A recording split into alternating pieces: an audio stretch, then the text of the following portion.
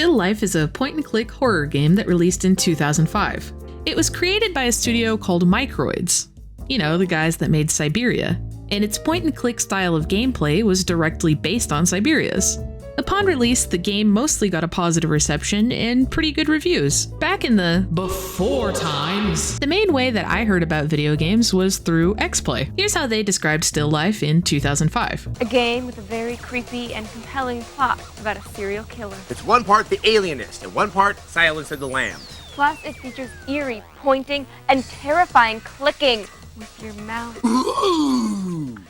You know, when I was in high school, every time they started asking about what you wanted to do with your future, I'd always say I wanted to be on XPlay.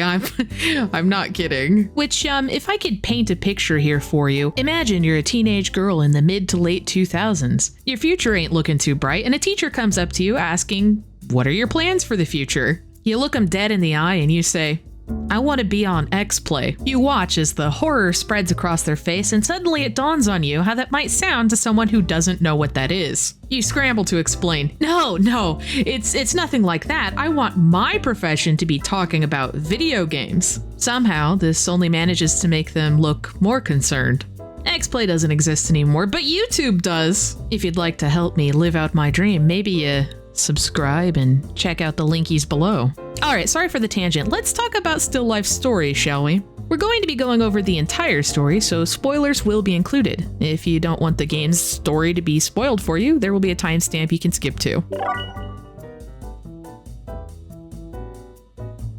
You are Special Agent Victoria McPherson. The game begins at a run-down, shabby building where a murder has just taken place. Inside, you'll find your partner Miller. He was the first person to see the dead body. It quickly becomes apparent that Miller is a bit of a soft boy and doesn't handle the gory side of crime scenes very well. There's also Claire. Claire is the coroner and also the best girl. Hello, Clarice. So, what's all the fuss about? Let's see. I have an idiot who throws up at a crime scene. I'm understaffed because I'm the only one crazy enough to work during the holidays. I'm freezing my butt off. The body is stuck in ice. And what else? Damn, our girl Claire is really going through it. It's time to help her out with the investigation. You look around the crime scene for any evidence. Blood, hair, stuff like that. And of course, this being a murder scene, we have to check out the body. The only things that are immediately obvious is that the victim is a young woman covered in tattoos and stab wounds. Once you have everything, it's time to leave the building. The staircase collapses and you have to go out the fire escape. Your partner, Miller, kind of trips and gets a little bit hurt, which this guy finds really funny for some reason.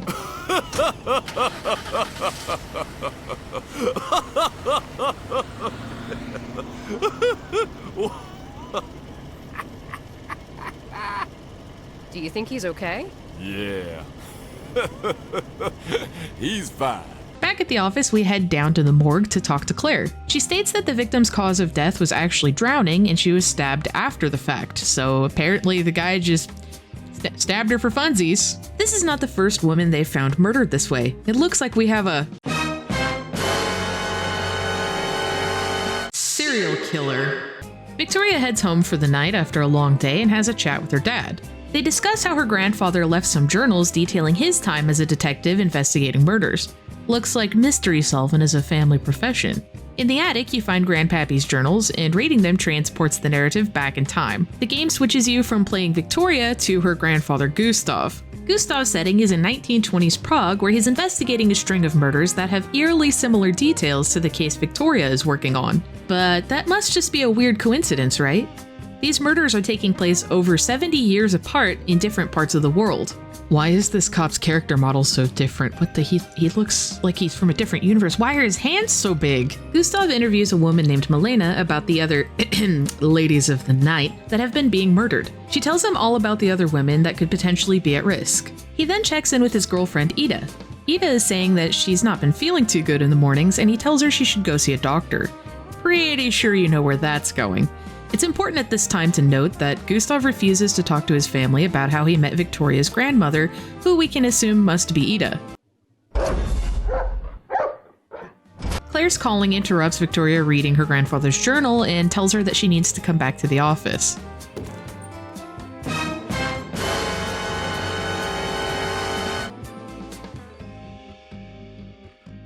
What the?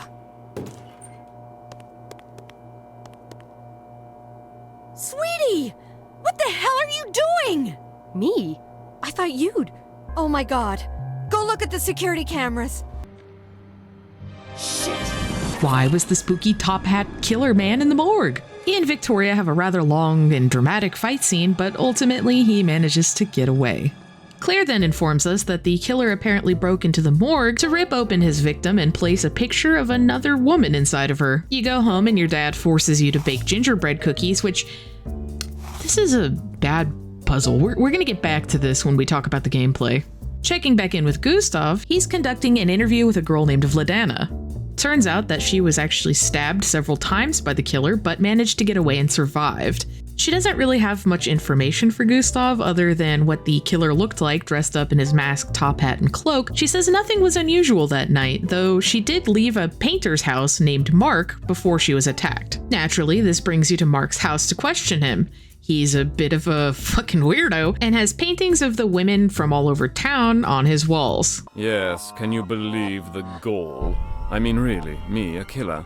It's totally preposterous. Totally not suspicious. Ida is back from her checkup at the doctor and... I'm pregnant. they agree to get married and... hooray! Everything's coming up Millhouse for Victoria's bloodline. Everything's coming up Millhouse. A bunch of puzzles and investigating and side characters later, we decide we need to get back into Mark the painter's house. To get into his house, we have to pick his lock. This minigame caused me to have 6 mental breakdowns, but we'll talk about that when we get to the gameplay. Inside Mark's house, we find a bloody couch. Next to the bloody couch, we find a note stating that Mark's indiscretions are becoming too expensive to cover up. Mark will be sent to the United States of America. Well, Inspector, are you satisfied with your last payment? Yes, it's very adequate. The ambassador wishes you good luck in finding the murder. I think that concludes our agreement. Farewell, Inspector. My thanks to the ambassador. And as far as our murderer is concerned, well, let's just say I have the perfect man to take the fall. Why, that son of a bitch. It's revealed that Skolnick, the police chief, is apparently taking bribes to protect Mark. You overhear him stating that he's going to pin the murder on somebody else, presumably, possibly Gustav. But Gustav's story is getting a little bit too spicy, so it's time to jump back to Victoria. Miller's there, and he's saying that they have a suspect that they should really check out. It's a minor character that was talked about briefly earlier that I just didn't bring him up. But we're bringing him up now. His name is Kolar. Kolar actually seems like a pretty chill dude, but upon entering his house, he seems to have a bit of an obsession with some, interesting adult activities as well as serial killers. There are pictures of serial killers and their victims plastered all over his walls. The game sets up a few characters throughout as possible suspects. Kolar is currently looking like the most obvious suspect in the present day plotline. I mean, just look at his room. He's also writing a paper on serial killers. This could just explain why he has these pictures on his wall, or it could be incriminating that he has the knowledge to be mimicking old murders. Perhaps a 70-year-old murder. Anyway, Miller is very convinced that it is Kolar, and he is insistent that it has to be him. We also meet his neighbor Mia. We ask Mia if she's seen Kolar recently, and she says, yeah, she did see him actually where she works. He was getting a massage. She apparently works at a brothel. Oh, okay, so Kolar also frequents brothels on top of everything else that makes him a little suspicious. Yeah, okay, maybe it is him. We head on over to the club to see if we can find Kolar there. Sorry, baby, but I need to see your pass. You really can't bend the rules just for tonight? Yo, listen up, mama. A rule is a rule. It'd be my ass if I let y'all in.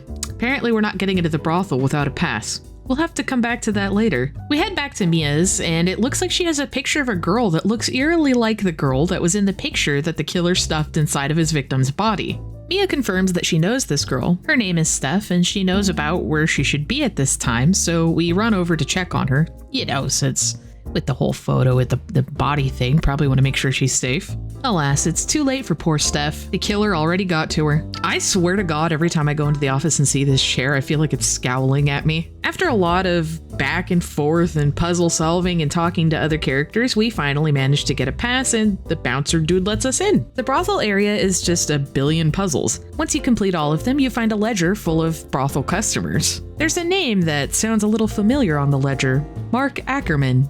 You know, like the painter from 70 years ago. This brings us back to Gustav's storyline, where he is beating the absolute shit out of the police chief. Mark Ackerman! It's Ackerman! So I was to take the fall for this, huh?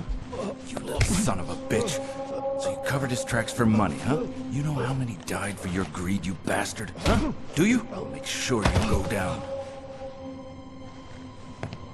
Oh yeah, you have the right to a phone call. You little smartass punk. Gustav finds yet another murdered body. Now being pursued for tenderizing the police chief, he is forced to enter the sewers to get away. In the depths of the dark sewers, Gustav finds a room. He heads inside and it looks like Mark has Ida. Look, I'm glad you followed the breadcrumbs, Mr. McPherson. I wanted you to witness my latest masterpiece.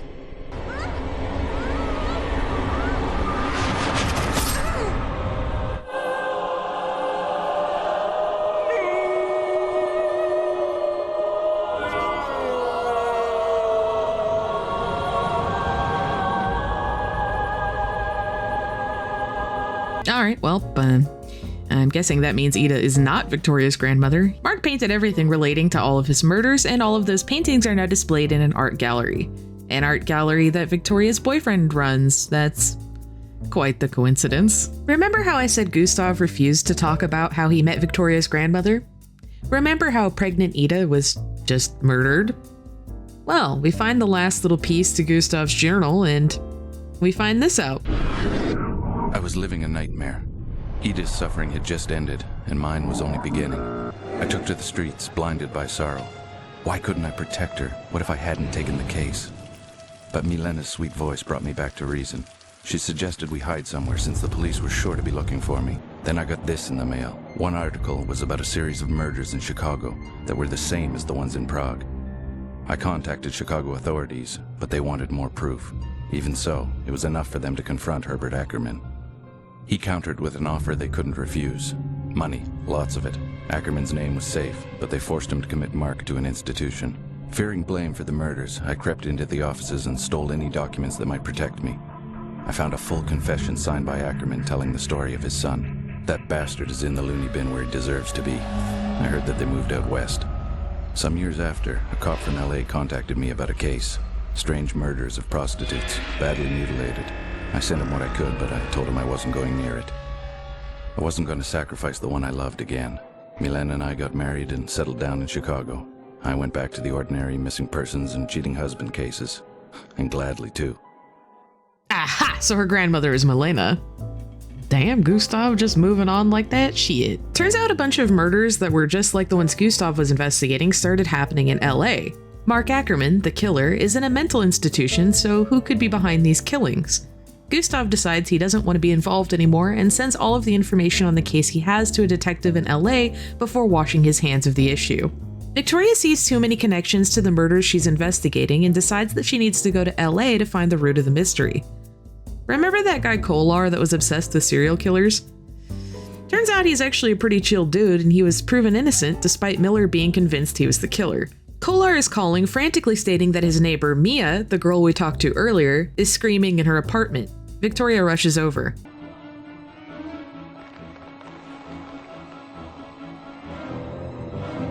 Oh, shit. Mia!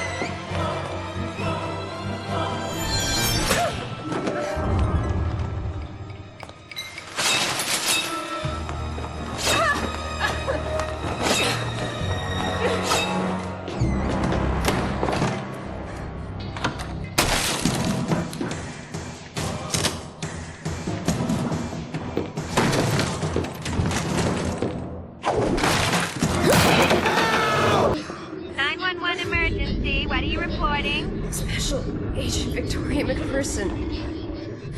I need assistance. Yes, ma'am. Please give me the address and location.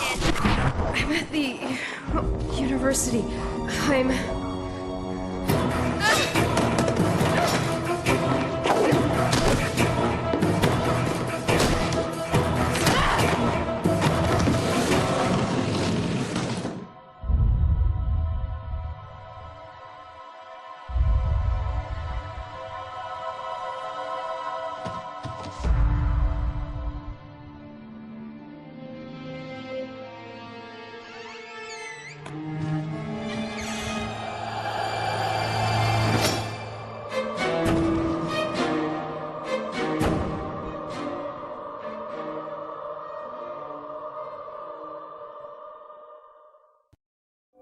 Ouch. Oh my god. This is worse than a hangover. Yikes, Kolar didn't make it, but Mia's body is missing, so there's a chance she might be okay. Victoria has to figure out where the killer would have taken her. So far, the killer's previous murders have been mimicking the ones that happened 70 years ago. Good thing Mark Ackerman painted every single murder ever, and we deduced that the killer must be taking Mia to a bridge. Victoria hauls ass to said bridge, and...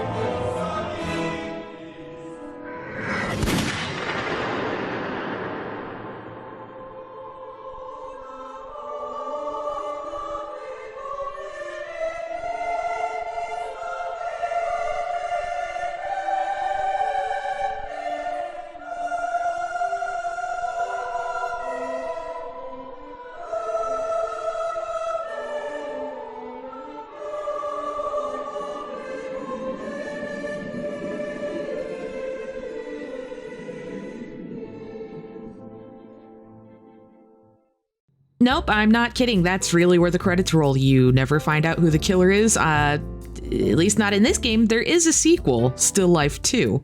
This is actually one of the main things that the game was poorly reviewed for, the complete lack of resolution. It is purely 100% a setup for the next game. There's a short post-credit scene where they establish that the killer's body is never found, so he's probably fine, and Victoria will be heading to LA to further investigate. Anyway, this is an extremely shortened and condensed version of the Still Life story. I left a lot of characters out, I left a lot of subplots out, I just talked about the absolute main story. So if this was interesting to you and you want to see more of the absolutely just amazing voice acting and plot writing, give the game a play because I really did leave a lot out and the story is pretty interesting. Anyway, this is getting kind of long already. Let's talk about the gameplay real quick. Still Life's gameplay is just fine. It's a point-and-click style game, and like I mentioned in the beginning, its gameplay is pretty much identical to that of Siberia. Some of the puzzles are really well thought out and pretty fun. However, some of the puzzles are just an absolute nightmare. A few of the lever puzzles are fun. Finding evidence and clues at crime scenes is fun. A puzzle where you bake cookies and have to figure out what ingredient out of like 50 correlate to love, generosity, and sensuality, with any slight mix-up or goofed measurement causing you to have to restart is not fun. A lockpicking puzzle with multiple paragraphs of complicated instructions is not fun. This puzzle was really difficult. And like, not in a fun way. There are a few really hard puzzles that can still be fun. This one is just complicated. I don't know how to describe to you how hard this was without you actually giving it a try, but I couldn't figure it out. I couldn't do it. I had to look up a walkthrough. Even the walkthrough explanation is complicated. And look, I know there's always one of you person who goes to the comments, and anytime anybody says a puzzle is hard, you're like, oh, that puzzle easy. I could do it in my sleep. No, not this one. I don't believe you. Then we have the slide puzzles. Oh my god, please, if you're any game developer, don't put slide puzzles in your game. No one likes them. No one on earth has ever had fun doing a slide puzzle. This little guy here is just a 3x3. It wasn't too bad, but my God, the second slide puzzle. On this slide puzzle, you have to figure out how to get the key all the way up to the top where you scoot it over to the right into the little keyhole thing. It's not the hardest puzzle in a game ever, but it was just so unfun, and it took a long time. Then we have the robot puzzle. The puzzle itself is completely fine. I actually kind of had fun with it. The issue is that it's kind of a trial and error puzzle a little bit, and it's very easy to make mistakes. The frustration comes in when every time you make even the tiniest mistake, you go all the way back, and you have to rewatch every animation from the whole puzzle. You have to watch the new robot come, through the assembly line. You have to watch it get lowered down onto the floor. Then you have to guide it into the puzzle room. You have to go back through everything that you've already done just to get back to where you were. And it takes a while. So here's a tip. If you're designing a game and there's a trial and error portion, or people are going to die a lot in a certain spot, don't make them watch the same animations over and over and over and over again, especially if they're long animations. Hard recommend skippable cutscenes. Do that, please. Thank you. Anyway, other than that, the game's pretty fun and solid. It can be kind of cryptic at times, and it can be a little bit hard to know where to go next or what item you might need for a certain puzzle, but I don't know, you can get through it. A lot of games in this style kind of had that issue back in the old 2000s, so it's not a unique problem, we'll put it that way. This game has really good sound design. On top of having a really good soundtrack, it's got some great ambience as well. Listen to that computer purr. I don't know how much of the songs I can get away with playing, so we'll see how that goes. Here's a few clips.